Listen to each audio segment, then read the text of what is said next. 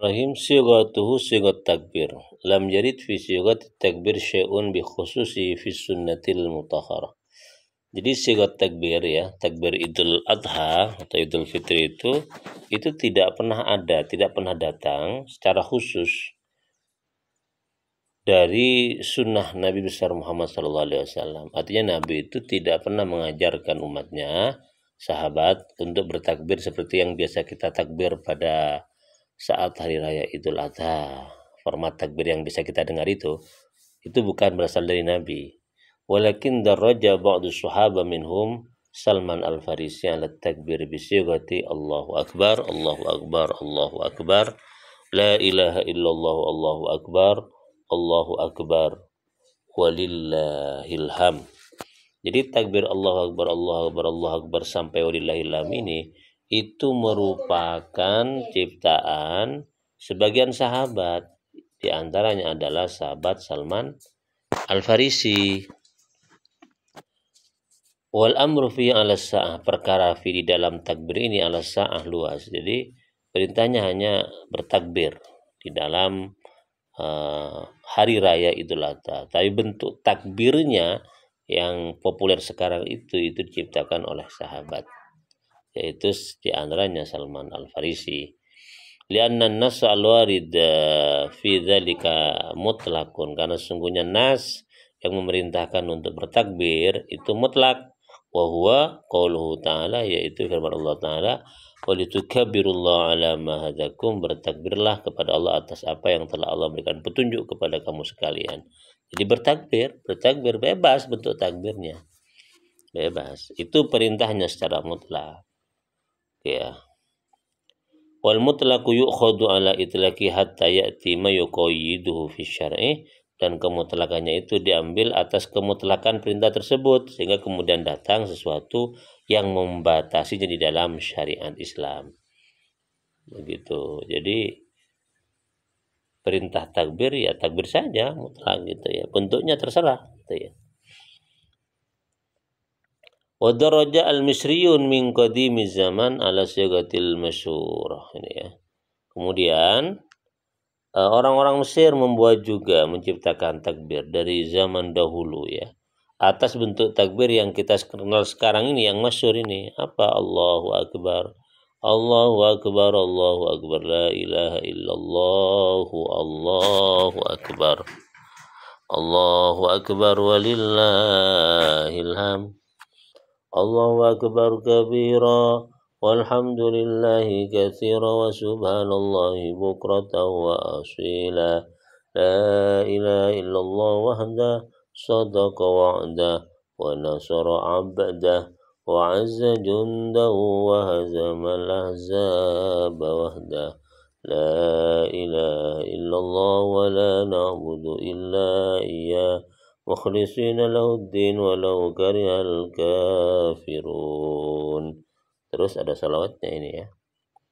Kalau yang biasa kita kan cuma sampai walau karihal kafirun. Di sini versi dari masyarakat Mesir ini ya, takbirnya ada salawatnya ini.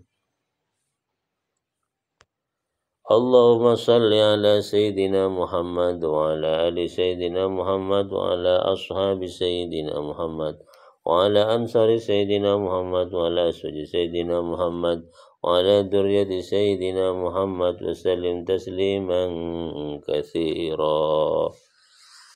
Nah, jadi kalau dari Nabi nggak ada bentuk takbirnya, itu nggak ada, mutlak, yang penting takbir. Nah, di masa sahabat ada bentuk takbir yang sudah diformat, yaitu yang di atas tadi itu. Allahu Akbar, Allahu Akbar, Allahu Akbar, La ilaha illallah,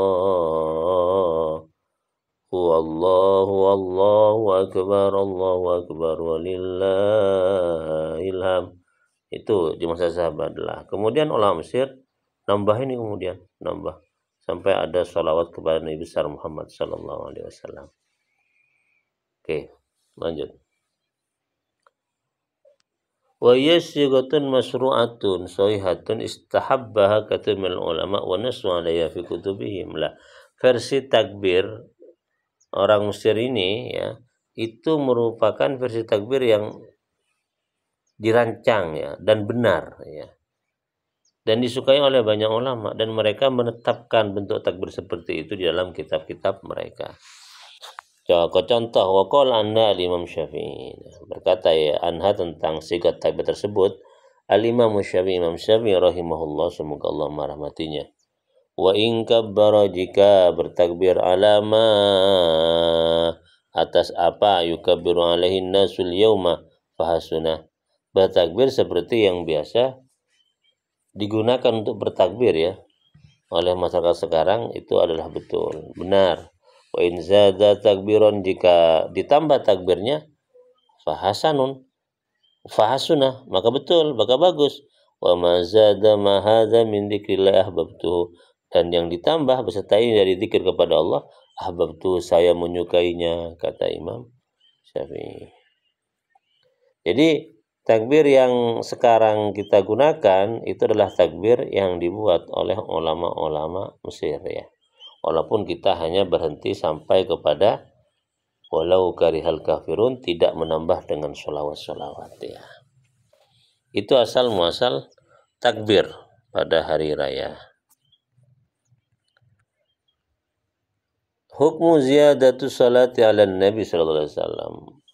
Hukum menambah sholawat kepada Nabi Muhammad SAW di dalam takbir Idul Adha.